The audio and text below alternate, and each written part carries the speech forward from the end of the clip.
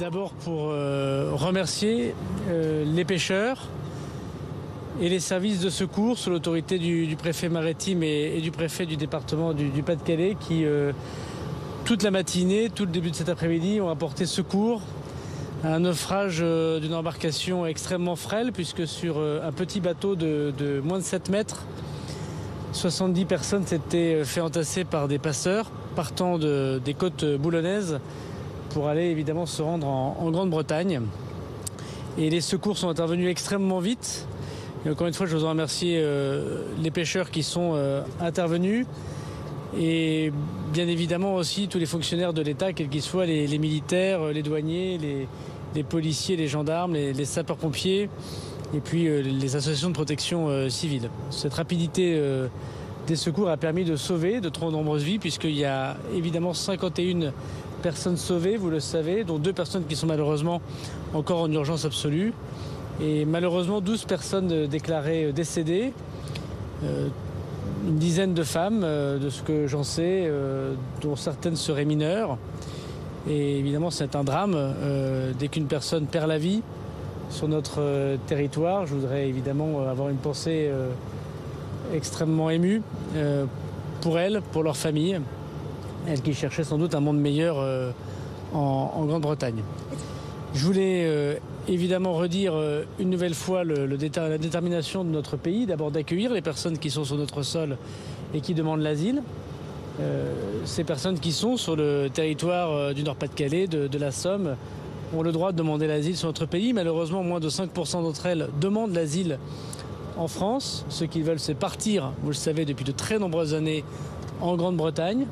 Et le fait que nous avons énormément mis de moyens, d'abord à Calais, bien sûr sur le tunnel sous la Manche, ensuite vers Dunkerque, puisqu'il y avait beaucoup de départs il y a 2 ans à partir de la côte dunkerquoise, font qu'aujourd'hui il y a beaucoup d'embarcations de personnes qui veulent aller en Grande-Bretagne à partir des côtes boulonnaises et puis jusque dans le Cotentin. Et donc nous oblige à évidemment mettre de plus en plus de moyens. Il y a aujourd'hui 1700 policiers et gendarmes par jour qui sont mobilisés sur cette façade et de plus en plus de moyens financiers également avec nos amis britanniques pour pouvoir surveiller cette côte. Et aujourd'hui nous mettons les moyens supplémentaires. Nous devons mettre des moyens supplémentaires sur la côte qui va grosso modo de Wimereux jusqu'à la baie de Somme. Donc évidemment ce matin c'est un drame qui nous touche tous. Et en remerciant tous les secours qui ont pris des risques pour leur vie en sauvant ces 51 personnes. Et évidemment à déplorer ces 12 décès qui une nouvelle fois font de la mer de la Manche que nous aimons tant, en tant qu'élus de la région, un lieu où les femmes, les enfants, les hommes meurent sous le coup des passeurs qui sont de véritables criminels.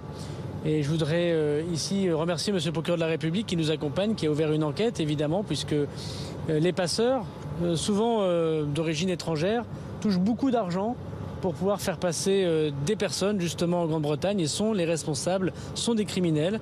Et je voudrais constater que la loi immigration que j'ai fait adopter avec le Parlement donne désormais des moyens extrêmement importants puisqu'on risque juste de 15 à 20 ans de prison désormais pour le crime qui a été commis ce matin. Monsieur le ministre, au-delà des moyens humains et sécuritaires que vous mettez en avant, les drames dans la mer du Nord se font quasiment plusieurs fois par an, les morts s'accumulent. Est-ce qu'il y a vraiment une solution ?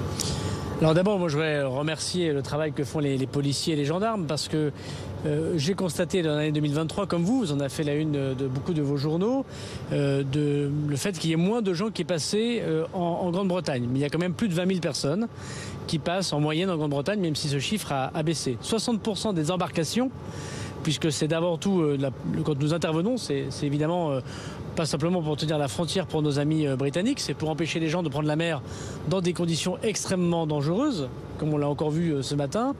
Nous empêchons des personnes de prendre la mer pour les protéger. Et 60% des embarcations aujourd'hui connaissent un stop par les policiers et les gendarmes avant qu'ils n'arrivent à mettre les bateaux dans la mer. Et il n'y a pas plus de bateaux qui vont à la mer que dans les années précédentes. Simplement aujourd'hui, par l'appât du gain, vous comprendrez que là où il y avait 30 à 40 personnes qui étaient sur ces bateaux, des petits bateaux, avec une petite motorisation, aujourd'hui ils sont 70 à 80 personnes sur les mêmes bateaux. Et ce qui s'est sans doute passé, l'enquête le dira sous l'autorité de Monsieur le procureur de la République, c'est que ce bateau s'est sans doute très rapidement affaissé sur lui-même et moins de 8 personnes avaient un gilet de sauvetage ce matin fourni par les passeurs. Ce qui condamnait à la mort certaine d'une grande partie des personnes si nous n'arrivions pas très vite.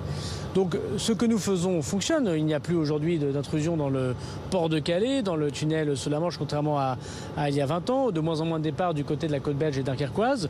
Mais évidemment, c'est une continuité sans fin, puisque les gens, pour répondre à votre question, veulent partir en Grande-Bretagne. Et ce ne sont pas les dizaines de millions d'euros que nous négocions chaque année avec nos amis britanniques, qui ne payent qu'un tiers de ce que nous dépensons, nous, l'État français, depuis très longtemps. Moi, je voudrais remercier tout le travail qui a été fait depuis de très nombreuses années, du démantèlement de la jungle de Calais par le ministre Bernard Cazeneuve jusqu'à ce que nous essayons de faire aujourd'hui, avec des moyens extrêmement importants.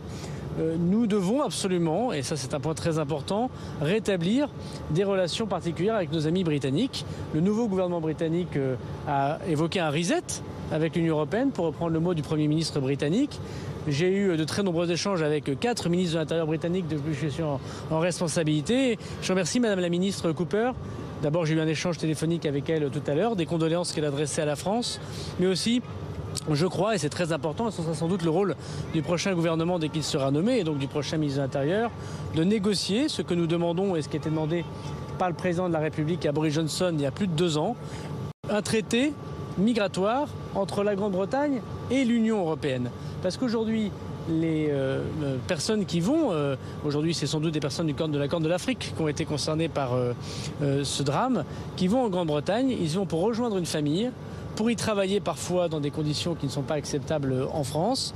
Et il est important de rétablir des relations migratoires classiques avec notre ami et voisin la Grande-Bretagne.